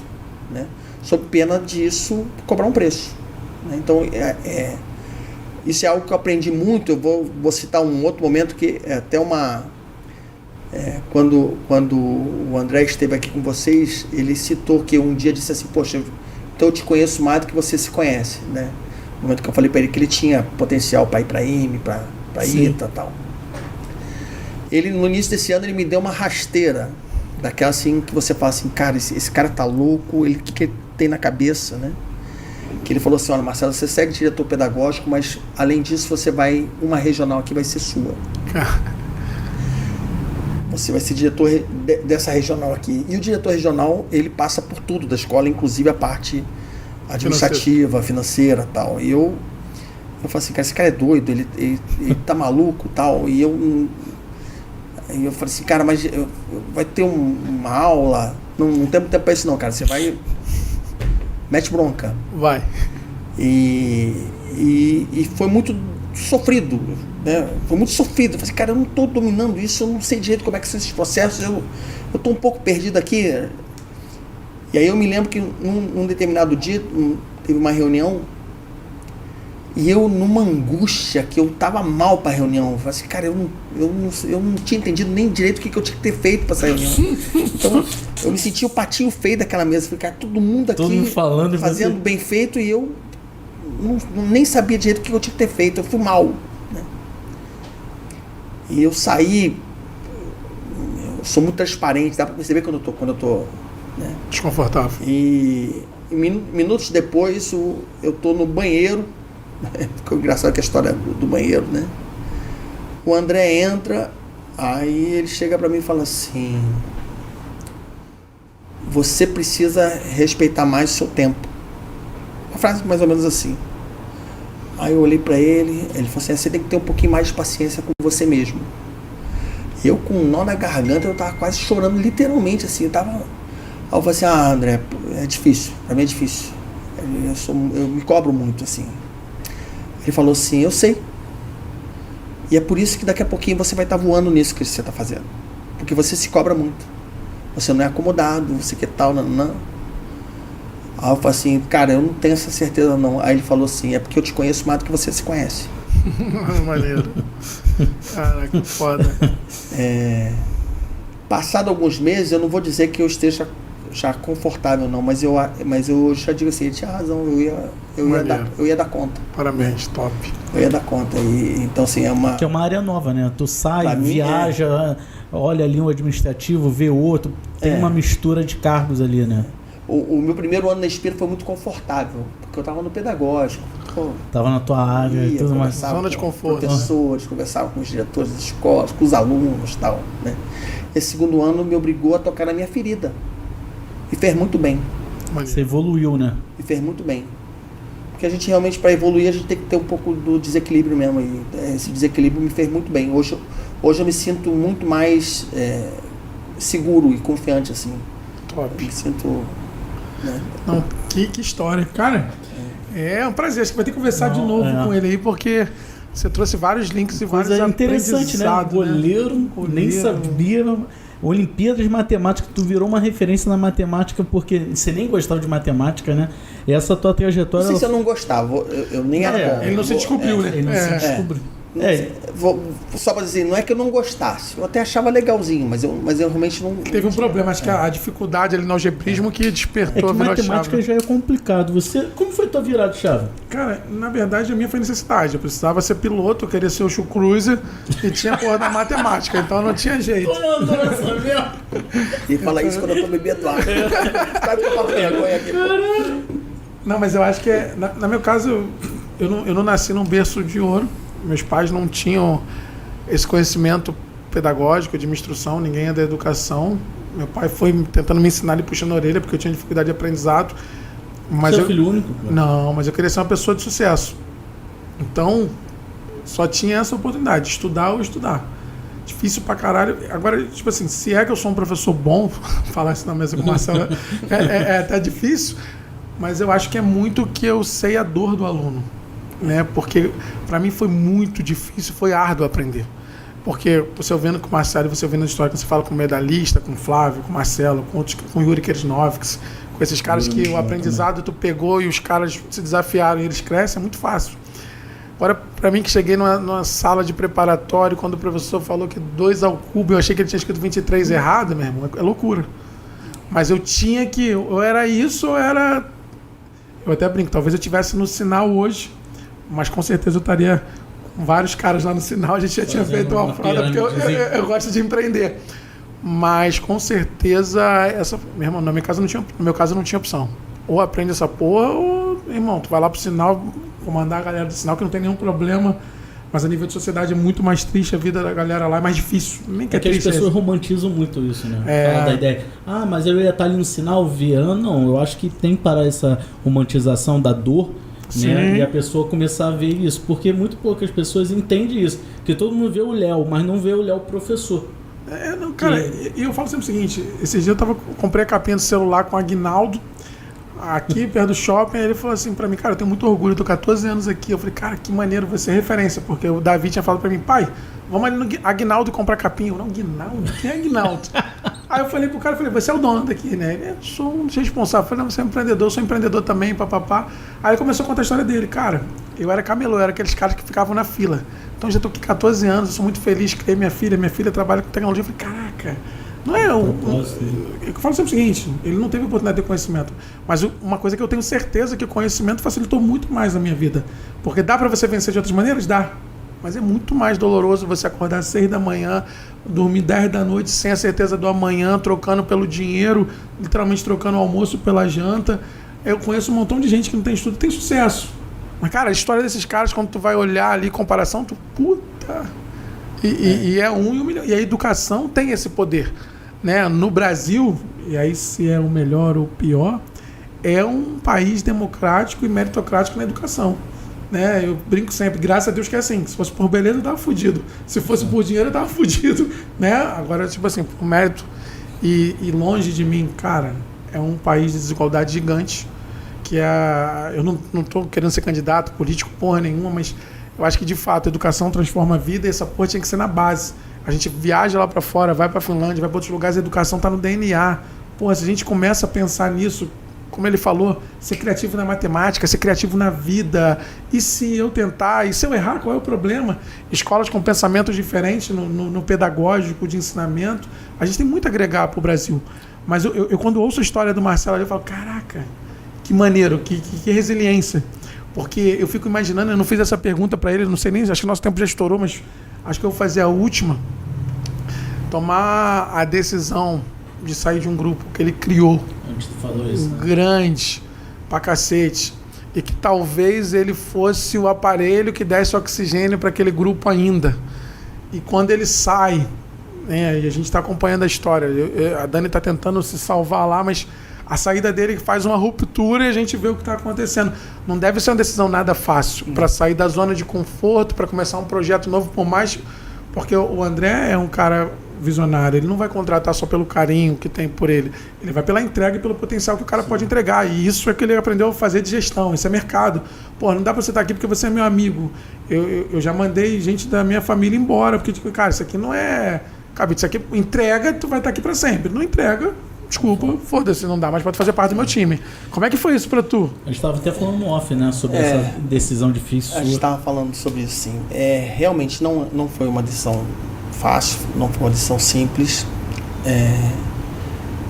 Me facilitou, me ajudou o fato de que eu não estava feliz, assim, a gente tinha caminhado algumas coisas na época, em termos de sociedade, algumas decisões que a gente tinha tomado, que a gente tinha ido para um lugar que não é que fosse um lugar ruim, mas eu não estava feliz, eu não estava... então, isso me ajudou a tomar essa decisão. E não foi um problema para mim o risco da decisão que eu estava tomando. Porque, assim, eu quando estava no IME, na virada do 4º para o 5º ano, eu tive a opção de engajar. Tive a opção de engajar, seria já primeiro tenente no 5º ano do IME. Eu escolhi não ser. Ou seja, o risco para mim nunca foi um problema. Nunca... Você sempre arriscou, né? Veia de empreendedor. Sim, eu podia já ter garantido emprego para todos sempre. Os meus colegas que engajaram já estão na reserva, já estão aposentados. E eu não escolhi isso para minha vida, eu escolhi para minha vida a adrenalina. Eu gosto da adrenalina. Eu sei que ao sair da escola que eu fundei, que eu construí e tal, eu sei que a partir daquele momento eu tenho que entregar. Você falou uma verdade, a gente tem que entregar, né? Mas tudo bem. Bom. Isso não é um problema para mim. Né? Foi difícil sair de uma liderança para depois você ajudar a liderança de um outro projeto? Que é difícil, né? Quando a gente cria um projeto, tipo, a gente não conseguia ver não linkar Marcelo com o Futuro VIP, como a gente não consegue linkar Léo sem o 01. São personalidades que elevam o nome, né? Mas antes de responder essa, eu vou até responder. Eu acho que isso é um pouco de ego. Quando eu comecei o processo de organização de crescimento e de expansão do 01, foi justamente por isso que eu pensei nisso. Cara, o Léo não é o 01. O 01 não é o Léo. Por mais que pareça como marca, mas eu quero que você entenda o seguinte: amanhã, se eu pegar um avião cair, se o 01 for Léo, fudeu, acabou o 01. E a gente está falando de mais de 700 famílias que dependem desse projeto. Então, quando a gente quer eternizar uma empresa, quando a gente quer que ela seja uma empresa feita para vencer, uma empresa de sucesso, a gente tem que criar processos inteligentes, porque essa empresa não dependa. Quem sentar na cadeira amanhã do Léo, ele tem que fazer, tá certo. Até porque o Léo daqui a pouco tá velho, o Léo quer entrar pro conselho, quer viajar, quer curtir o Brasil, quer transformar mais vidas, impactar mais gente, e ele quer olhar pela janela e falar assim: cara, uau! O que a gente construiu aqui junto com o meu time? Mas não, mesmo que você fale que é associado, velho. Eu sei, o Rony da reserva, o Steve Jobs, eu sei disso. Mas o que eu tô falando é que nós, e não sei se o Marcelo compactua da mesma ideia, a gente está pensando justamente, a gente entende que isso é um delta do tempo, porque o nosso DNA é fazer essa empresa ser uma empresa de sucesso que não dependa da gente. Uma empresa de sucesso não depende de ninguém, de A, de B ou de C. Tá na hora da gente começar a pensar que escolas não são feitas para terem a duração da vida dos seus fundadores. É isso. Escolas são para durar 1000 anos, 1500 anos, 2000 anos. Isso eu também acredito. Mas é muito difícil ainda a gente desvincular isso. Não tem como, gente. Aqui a gente pode falar... Não sabe por que tem? É porque você convive muito. Sim. Eu, de propósito, eu associei, e aí foi estratégia, foi tudo pensado. eu associei o Progressão ao Léo, na época que eu fui fazer a virada da bandeira, entrei pro YouTube, fiz 113 mil inscritos, e aí fiz o Léo associando 01, porque eu troquei marca. Inclusive, todos os consultores que eu contratei falaram pra mim que eu era maluco no ano de pandemia, trocar marca pra uma marca nova. Na pandemia, é louco, você é maluco. Eu paguei um montão de gente pra dizer que eu era maluco e que eu era louco. E graças a Deus, tu não deu certo. Hoje, eu tô trabalhando para desassociar o Léo do 01. Porque o Léo só é mais um colaborador que faz essa engenhoca ser uma escola de sucesso, de ter aprovado em medicina, de a gente ter aprovado mais de 35 pessoas no Colégio Naval agora com 100 e poucas vagas. De mais de 20 pessoas dentro das vagas. Tá maluco? Tem noção do que é isso? Isso era meu sonho quando eu ouvia o Impacto, quando eu ouvia o Tamandaré de antigamente, quando eu ouvia o Riachuelo, quando esses caras viram sucesso. Soeiro. Então a galera... É isso, sobre isso. Caraca! Não só no militar, mas na transformação de vida. Quando eu recebo lá no Instagram, caramba, a escola de você não é mais do Léo. E isso, porque senão o gestor, o CEO, ele acaba entrando nesse ego. Ele é porra nenhuma. O grande lance da liderança é tocar nas almas das pessoas e fazer com que as pessoas certas trabalhem para aquele negócio acontecer. Só que a gente fica caçando, o Léo, porra nenhuma. Se o Léo pegar um avião amanhã e cair, foda-se, o 01 vai continuar. Não é isso, Marcelo? Você tem essa impressão ou não? Não, cara, é perfeito. Você falou é perfeito. É exatamente isso. Assim, você falou assim da minha saída do Futuro VIP. Assim, primeiro, no Futuro VIP a gente já nunca teve uma estrutura de uma pessoa era aquela pessoa. A gente sempre tive sócios. De grupo, né? Eu e o Zé sempre dividimos bastante esse peso. É um cara fantástico também, irmão dele. Sempre dividimos bastante esse peso, ou seja, nunca ficou assim, o Futuro VIP é um ou é o outro, né? O Cavalieri. A gente brincava que a gente tinha um grupo que cada um dava um tempero. O Cavalieri era um cara que no meio da rua, falava com todo mundo. Ele estava cruzando a rua, ele fazia amizade com a pessoa que estava cruzando no sentido oposto. A rapidez dele, a simpatia e tal. Então, a comunicação dele. O Futuro VIP acabou ganhando um pouquinho de cada um desses DNAs, assim. Então, não foi construído em cima de um pilar. Talvez a pandemia tenha a visibilidade do Marcinho em evidência foi fantástica. Eu assisti reunião online, sua apresentação. Aliás, você pode cobrar lá o pessoal da inteligência, da escola de inteligência, que eu vi uma palestra sua no YouTube e você foi apaixonante. Você conversando com as famílias, e quando você colocou o projeto do Augusto Cury, eu falei, cara, eu quero botar aqui também. Então, mérito seu, depois pode cobrar do teu Augusto talvez lá. Ali tenha ficado mais em evidência, porque a pandemia, a gente precisava dar alguma solução para que as pessoas se sentissem confortável em estar na escola, né? Mesmo não estando na escola. Então, ali eu acabei tendo uma atuação muito visível, né? E como a minha saída foi pouco tempo depois do período mais crítico da pandemia, talvez tenha dado esse impacto. Mas assim, a escola já tinha perna própria, a escola já tinha, ela não dependia mais até seria muito ruim se a escola dependesse extremamente, aí eu concordo com ele. Eu acho que ainda esse é um grande desafio para os novos gestores.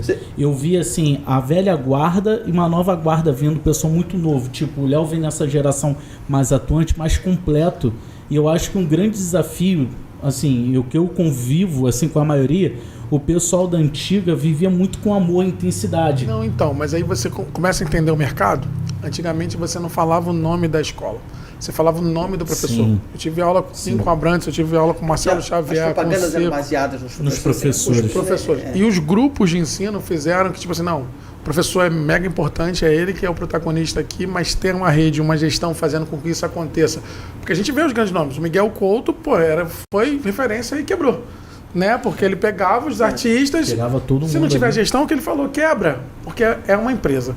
Então, acho que isso a gente está de comum acordo, para ser processos, pessoas, dar resultados. Mas eu queria terminar com diferente que eu nunca terminei aqui. Eu sempre peço um conselho, um jeito. Eu queria pedir 3 falas para você aí, é que você olhasse para a câmera mesmo ali. A primeira é para aluno que quer ser medalhista, o poder da educação. O segundo é para empreendedor. Eu acho que isso é fantástico. E a terceira é para professor. Tá bom. Nunca fiz isso, mas eu acho que com 3 falas diferentes. Fala 3 ingredientes, mas aí a gente vai fazer diferente.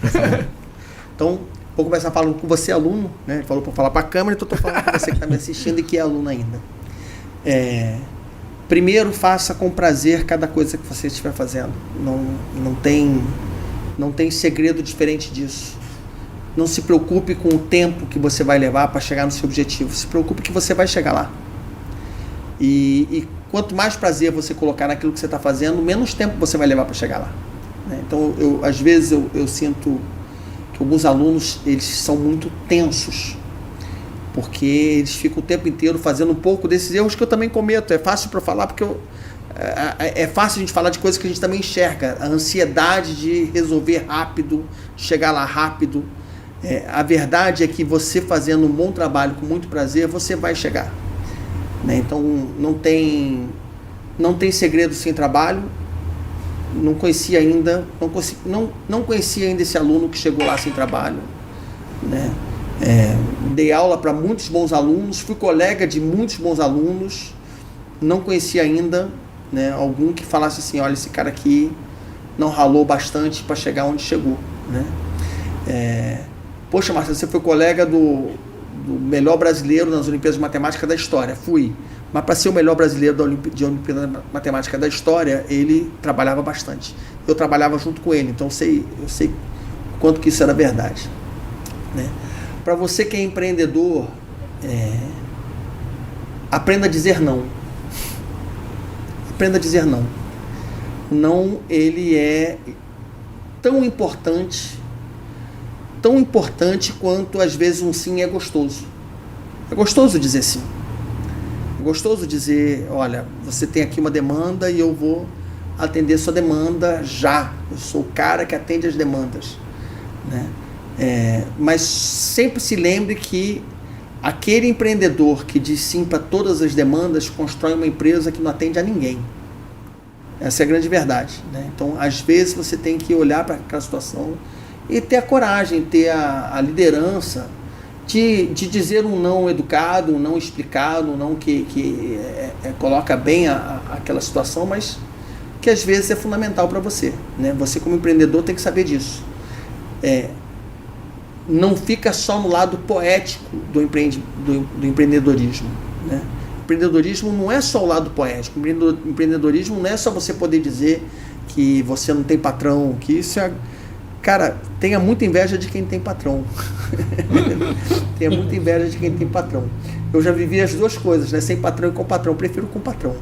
É bom te dar um guia, te dar um norte, te dar Hoje eu ainda sou empreendedor, sou sócio da Inspira, tenho orgulho de ser sócio da Inspira, né? E eu acho que o que faz da gente grande é essa capacidade de fazer o que tem que ser feito, saber a hora certa de fazer, saber que às vezes não é aquele momento ainda, e ter essa firmeza de responder. E para os professores, fechando o terceiro pedido, eu vou ser um pouco repetitivo, mas eu gosto muito desse conceito.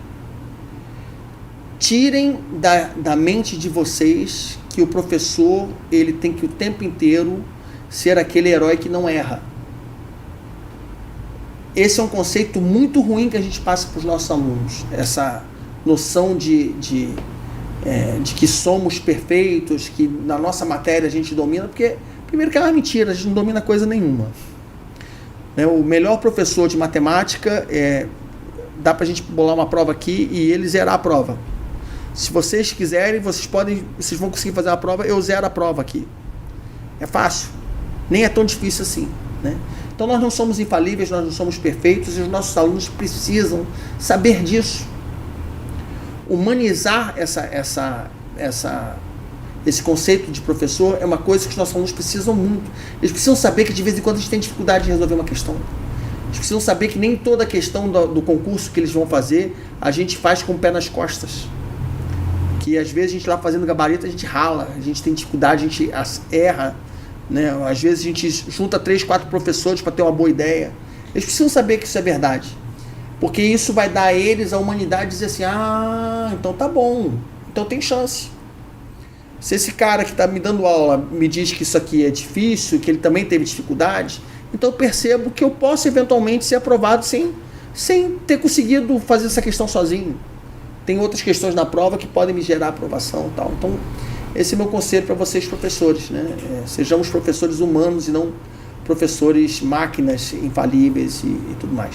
Tá bom? Que mensagem. Mas eu acho que dá para terminar ainda o segundo término com os ingredientes de sucesso. Sim, com as palavras. A gente sempre termina aqui, Marcelão.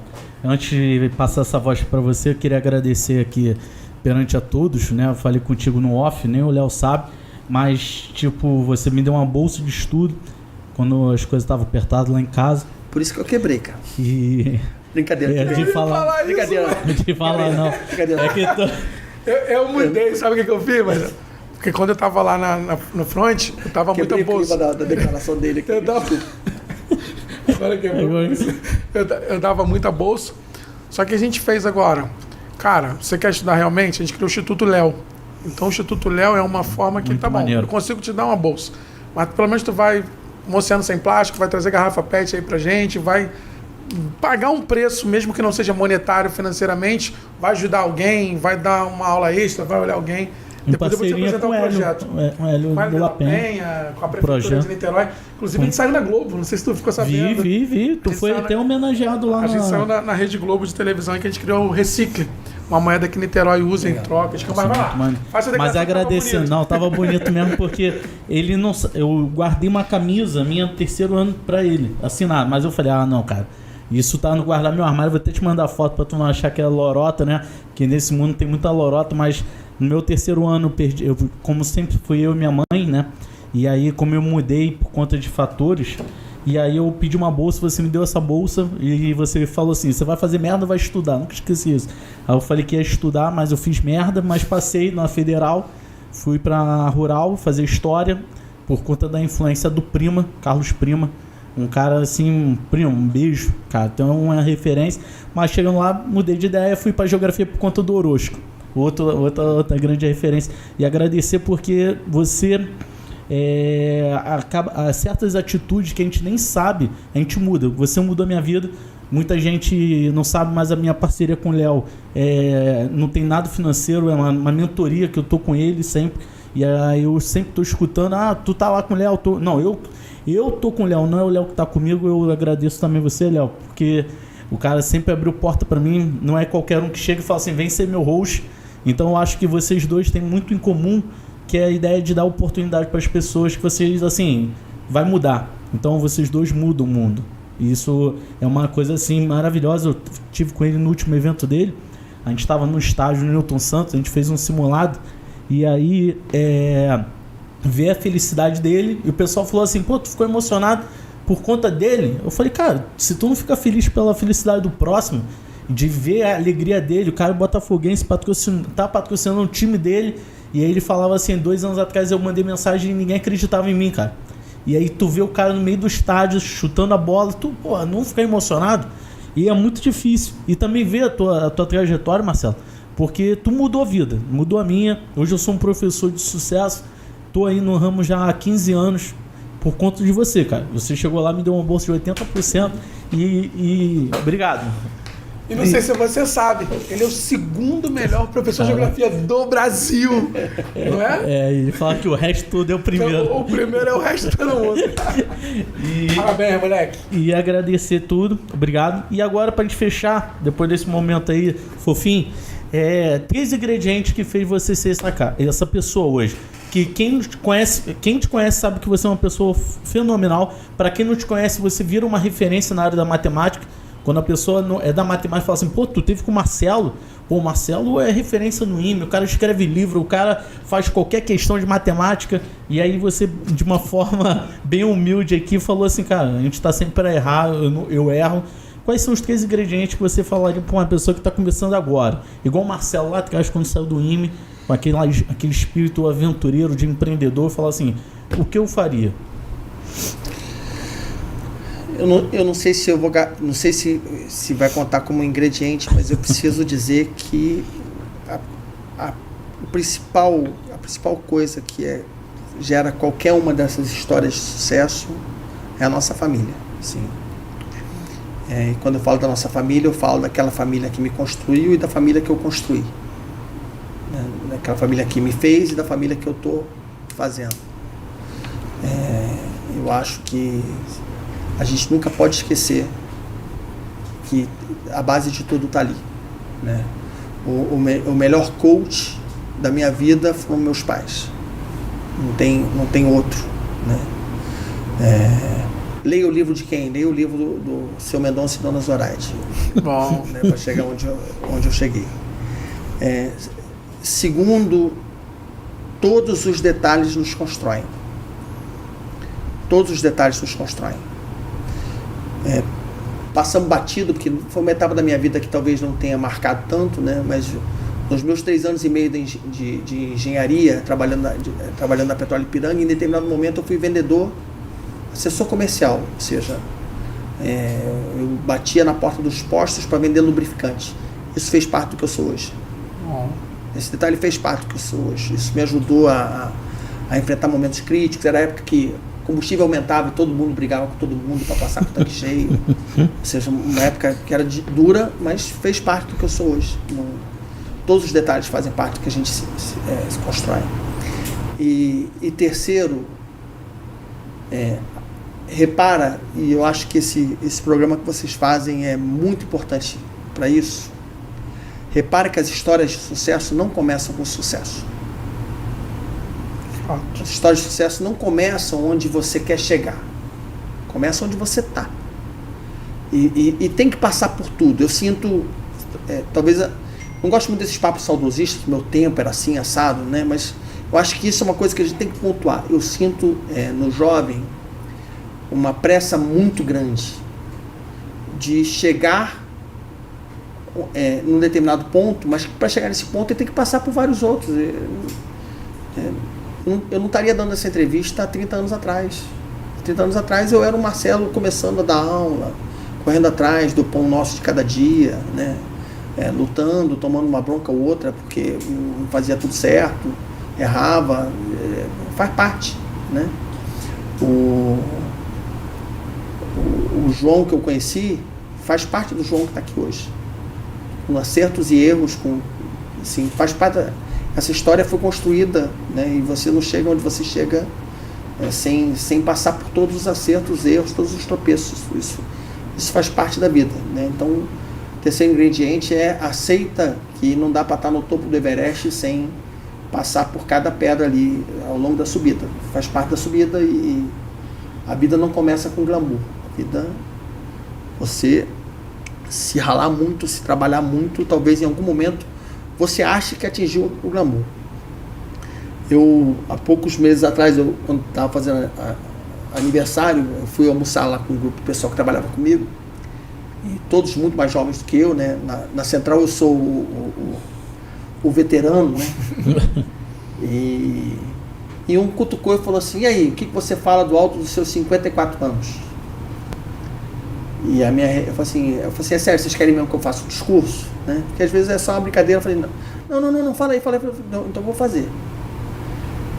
E a minha resposta foi, o que eu tenho para falar para vocês é que a vida de vocês está muito longe de acabar. Que muita coisa ainda vai acontecer do nada. Cara, eu com 42 anos de idade, eu conheci meu filho mais novo. Como é que a minha vida existia antes de ter meu filho mais novo? Como é que... Se eu achava que eu já tinha vivido muito, eu não tinha nem conhecido Mateus ainda. Como é que a vida existia sem Mateus? Sabe? E se bobear, ainda vem outro, ainda vem neto. A gente tá muito longe, cara. Hoje eu me considero um menino. Não quero nem saber. Se eu vou viver mais 20, 40, 60 anos, eu não quero nem saber. Eu não vou viver pensando nisso. Vou viver me permitindo me redescobrir a cada momento e ver essa coisa gostosa que é você achar que a tua vida não está escrita ainda. Excelente. Afinal de contas, só se morre uma vez. Isso é verdade. Se vive sempre. Parabéns, Marcelo. Obrigadão, Marcelo. Muito bom ter você aqui com a gente. Galera, toda quinta-feira às 19 horas no YouTube, Instagram, TikTok, Spotify. A gente tá em tudo. Segue lá, compartilhe. Um beijão, obrigado junto. aí. Tá, um abraço. Marcelão?